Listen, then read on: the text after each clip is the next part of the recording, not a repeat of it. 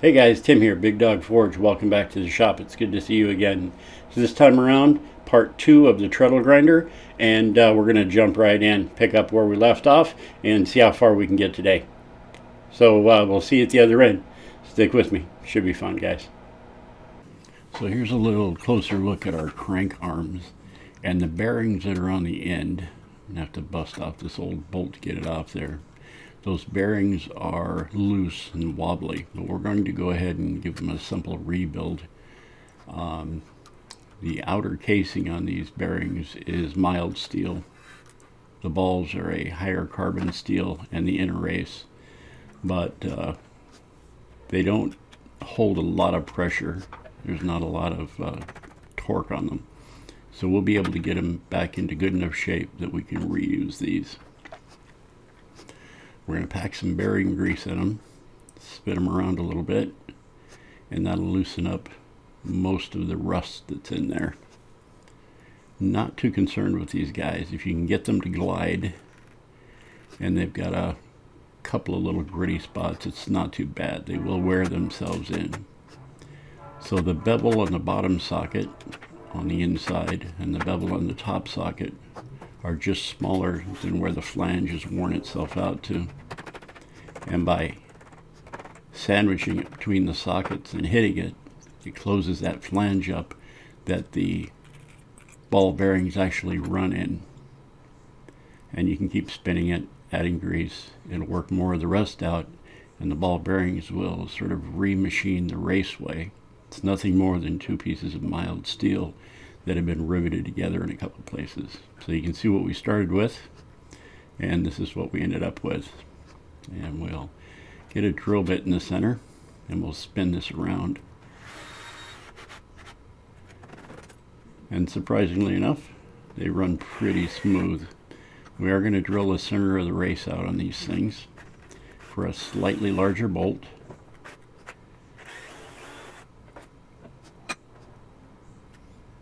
There we go. And we'll through bolt these with some brand new bolts. But we're going to use the old nut. As many parts as we can use off the old machine. And the nuts and bolts we're using on this are basically out of the recycled bucket. If they're not off the old grinder, they're all recycled. There you go. Runs nice and smooth. And here's the opposite side. And you'll notice the configuration at the bottom of that bearing with that little angled clip out the bottom. We'll take a look at that in a minute. I'll show you how that works. We're going to have to build connecting rods to those bearings. All right. So this is going to be the framework for our treadle. And actually there are two treadles that side by side. We're going to connect these treadles to the front legs. Many of the models of these things had treadles connected to the rear legs, the front legs. There were a lot of different models of these things built by a lot of different people. And since there's no treadles left, there's no connecting rods, any of that, I'm just going to build it close to the one that I had used in the past.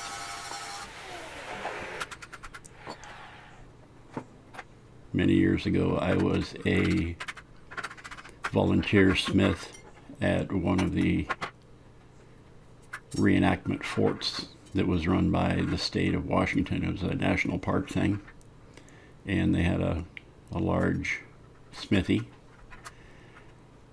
and I got to go in every weekend, and I played blacksmith for them. And they had a couple of these that I had to maintain. Repair bearings and rods and treadles and all that sort of stuff. So this is something that I'm fairly familiar with. All right. So those are our A-frames for our treadles. And we brought a little round rod across just behind the pivot rod to keep some rigidity in them. And we're welding on a couple of foot pads. So we extend them back towards the seat. And those are nothing more than 3/16 steel, about 4 inches wide, about 8 inches long.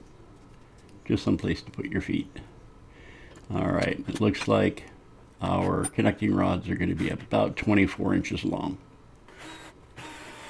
And the connecting rods will have to come down and connect to something on the pedal, and we're going to put that just in front of the pedal on either side.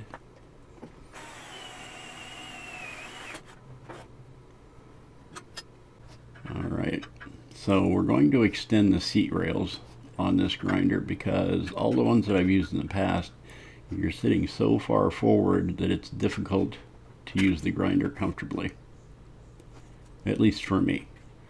So I'm extending these things about 6 inches.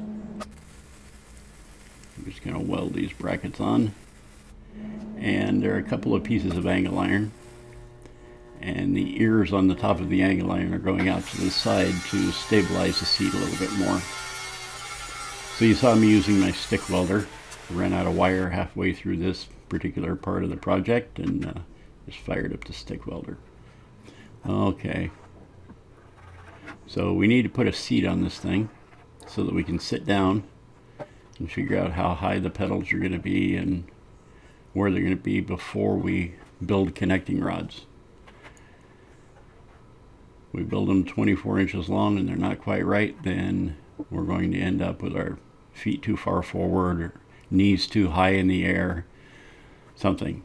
So this is an old tabletop off an old coffee table I cut up and saved the wood. And I just used a couple of round objects to create a place for the old tushy. And gave it sort of an old-time tractor seat shape.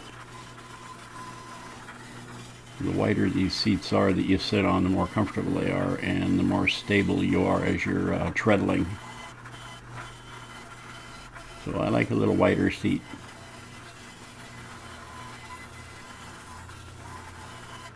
I'm sure you're going to get a lot of jokes in the comment section from that, but that's okay.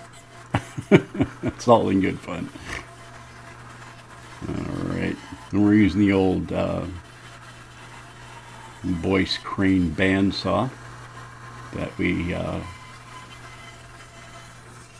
refurbished, given to us by a friend who dug it out of a dumpster. It was made, I believe, sometime back in the 30s, and it's the best bandsaw in the shop. And we'll get some of these curves nice and soft because we are going to upholster this thing, because we need a nice soft place for our tushy to sit while we're grinding away.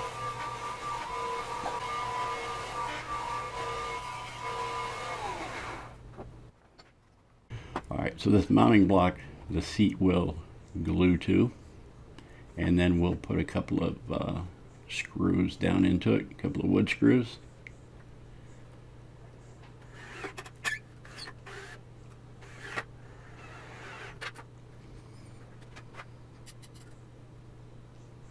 And then we'll drill a hole through the brackets, through the mounting block, out the other side, and that will through bolt. That's what will hold the seat on. A little bit of spray adhesive, and we found ourselves a nice thick cushy piece of foam. There we go.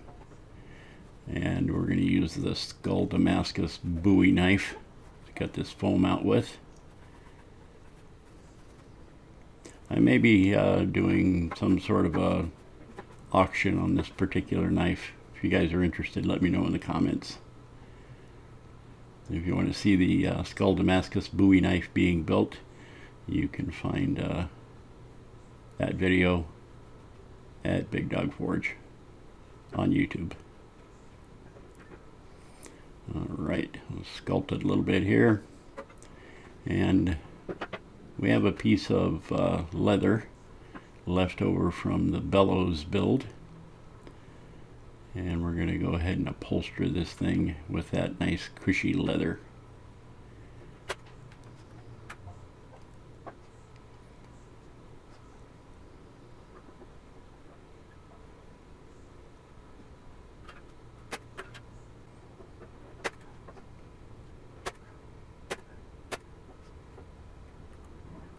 And it didn't come out too badly.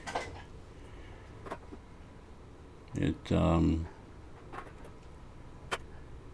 reminds me of a couple of seats that I built back in the day when I was building motorcycles, and a couple of choppers, and I built a couple of Springer seats very much like this.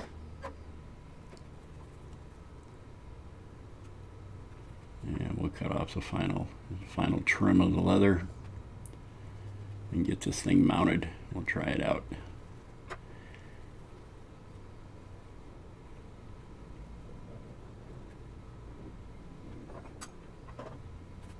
There we go. Use a piece of all thread long enough to reach through. Get this thing bolted on. There we go. Ooh, cushy. I like. Alright guys, there you go. So we got quite a ways with it today, and I'm really happy with this thing. It should be a great addition to the shop. So thanks for stopping by and hanging out here at Big Dog Forge. I really appreciate it. If you think about it, like, share, and subscribe.